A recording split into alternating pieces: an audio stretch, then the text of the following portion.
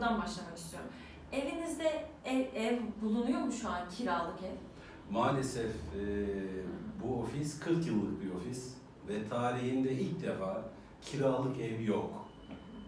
Peki bir kiralık ev geldiği zaman size kaç günde gidiyor? Yani şu ara kiralık ev gelmiyor Hı. ama gelirse de bizim kayıtlarımızda sayısız talep var. Dolayısıyla şehir merkezlerinde kiralık yok. Özellikle Beşiktaş'ta ciddi derecede bir artış oldu. Yani İstanbul'da 39 ilçe var. En yüksek kira artışı Beşiktaş'ta yaşandı. Peki bu kira artışının sebebi ne? Kira artışının birçok sebebi var. Her şeyden evvel dünyada bir kaos kargaşa var. Daha önce mülteci sorunumuz vardı bizim.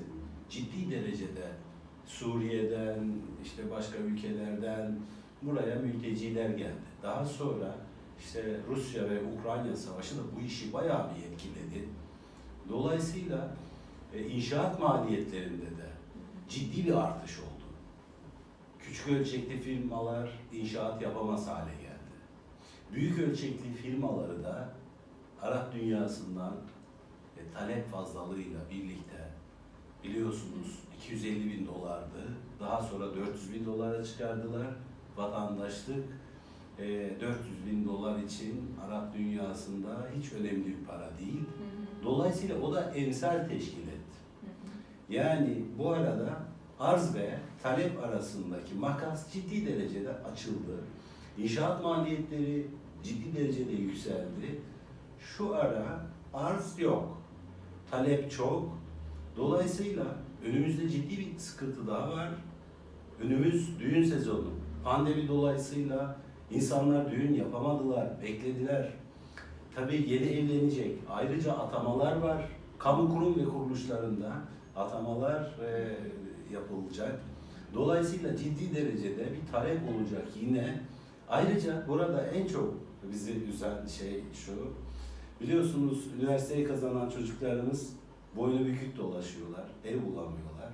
Bizi en çok sıkıntıya düşüren durumda bu sektör temsilcileri olarak.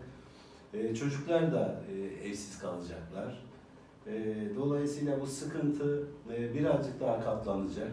Umut ediyoruz ki bir an önce hallolur ve biter bu iş. Peki geçen yılla bu zamanı kıyaslarsak, geçen yıl bu zamanlar kira arasındaki fark, zam oranlarında nasıl bir artış oldu? Yüzde kaç bir artış oldu? Zam oranlarında bölgesel farklılıklar arz ediyor. Örneğin şehir merkezlerinde %300, %500 daha fazla artışlar oldu. Çünkü talep çok fazla. Tabii bu arada bu işi fırsata çeviren ne yazık ki insanlar da mevcut kirasını ödemekte zorluk çeken insanları evinden çıkarmak için 5 yılı dolmuşsa yenileme hakkı, 10 yılı dolmuşsa da tahliye hakkı doğuyor. Dolayısıyla burada mağdur olan insanlar da geliyorlar. Onların talep ettiği, söyledikleri kiraya özellikle şehir merkezlerinde ev bulmak imkansız. Umut ediyoruz ki bu kaos bir an önce biter. Ben şimdi Beşiktaş'a geldim. Kiralık ev arıyorum. Merkezi bir nokta olsun diyorum. Metrekaresi de biraz büyük olsun, geniş olsun diyorum. Ben ne kadar bir fiyatı gözden çıkarmam lazım aylık? Şu ara ne kadar rakamı gözden çıkarırsanız çıkarın, kiralık ev yok. Sıkıntı bu. Yani rakam vermek de istemiyorum, zorlanıyorum. Emsal teşkil ediyor. Bunu fırsata çeviren insanlar da kiracısını çıkarmaya çalışıyor. Dolayısıyla kiracıyla ev sahibi arasında ciddi derecede tahliye davalarında, kira güncelleme konularında artışlar görüyoruz. Bize gelen telefonlar kiracıyla ev sahibi arasındaki uyuşmazlıklar bize yansıyor. Zaten şu son zamanlarda da kiralık dairenin olmadığını bildikleri için olsa gerek telefonlarımız çalmıyor. Peki şimdi İstanbul geneline baktığımız zaman, 39 ilçeye baktığımız zaman, biraz merkezi demeyeyim de Beylikdüzü ile Tuzla baktığımızda oradaki talep yoğunluğu nedir? Orada da mı yine kira artışları yüksek yani? Çünkü İstanbul'un uzak noktaları bildiğimiz yerler. Beşiktaş neyse Beylikdüzü de o. İlginç, 39 ilçede aynı problem yaşanıyor. bize gelen taleplerde başka ilçede var mı? Yardımcı olabilir misiniz? Diyorlar. Ona da yardımcı olamıyoruz. Biz İstanbul Emlak Müşavirleri olarak 39 ilçede kardeş ofisler şeklinde çalışıyoruz. 39 ilçeye ulaşabiliyoruz. Dolayısıyla 39 ilçeden de haberimiz var. Maalesef bütün ilçelerde, İstanbul'da bu durum böyle. Ancak bu işin bir sebebi daha var. Elinde çanta, kolunda ajanda, emlakçı görünümlü ayakçılar var. Onlar bu rakamları yükseltiyorlar. Ayrıca bunlar olmayan daireleri sanal ortamlarda pazarlayarak insanları dolandırmak için bu işi fırsata çevirmiş durumdalar. Ben sizin aracılığınızla da uyarmak istiyorum. Kiralık ev arayan birisi mutlaka tapu kaydına bakmalı. Mutlaka ev sahibini görmeli.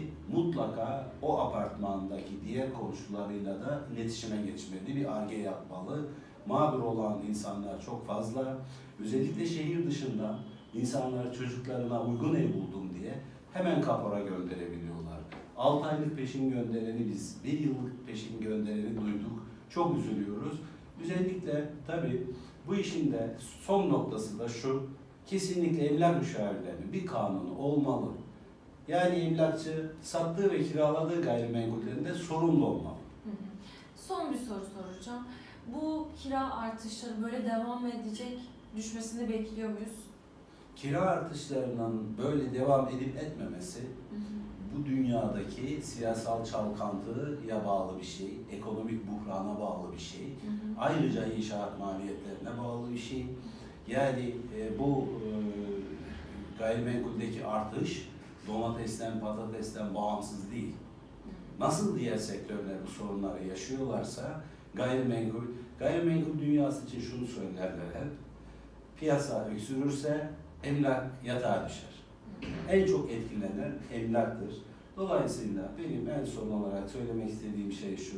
Bir an önce Türkiye Cumhuriyeti Devleti emlak müşavirleri kanununu çıkarmalı ki doğru tespitler yapılsın, yurttaşlar dolandırılmasın, emlak müşavirleri yaptığı işten sorumlu olsun. Sorumlu değil, sorumlu emlak müşavirleri yakışır artık bu çağda ülkemize. Çok teşekkürler, çok sağ olun. Teşekkür ederim. Bizim